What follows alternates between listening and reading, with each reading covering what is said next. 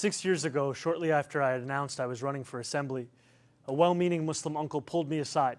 He smiled softly and looked at me with care.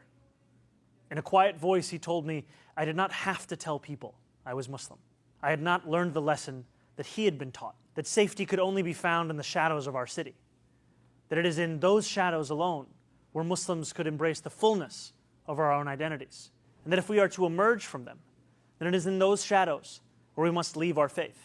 And over these last few days, these are the lessons that have become the closing message of Andrew Cuomo, Curtis Sliwa, and Eric Adams. Andrew Cuomo laughed and agreed when a radio show host said that I would cheer another 9/11. Eric Adams said that we can't let our city become Europe. Curtis Sliwa slandered me from a debate stage when he claimed that I supported global jihad. I thought that if I could build a campaign of universality, I could define myself as the leader I aspire to be, one representing every New Yorker, no matter their skin color or religion. I thought if I worked hard enough, it would allow me to be that leader.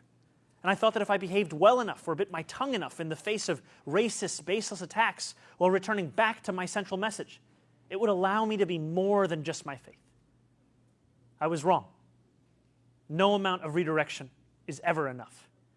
In doing this, I have told the wide-eyed young boy in Jackson Heights or the first-time voter in Parkchester that they too should remain in the shadows.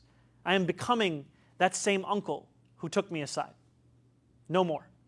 The dream of every Muslim is simply to be treated the same as any other New Yorker.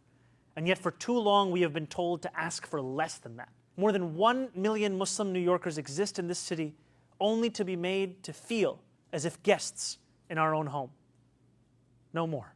In an era of ever-diminishing bipartisanship, Islamophobia has emerged as one of the few areas of agreement. And while I appreciate all who have rushed to my defense over the past 2 days, I think of those Muslims in this city who do not have the luxury of being the Democratic nominee, who do not have the luxury of being deemed worthy of solidarity. I will not change who I am. I will not change how I eat. I will not change the faith that I am proud to belong to. But there is one thing I will change. I will no longer look for myself in the shadows. I will find myself in the light.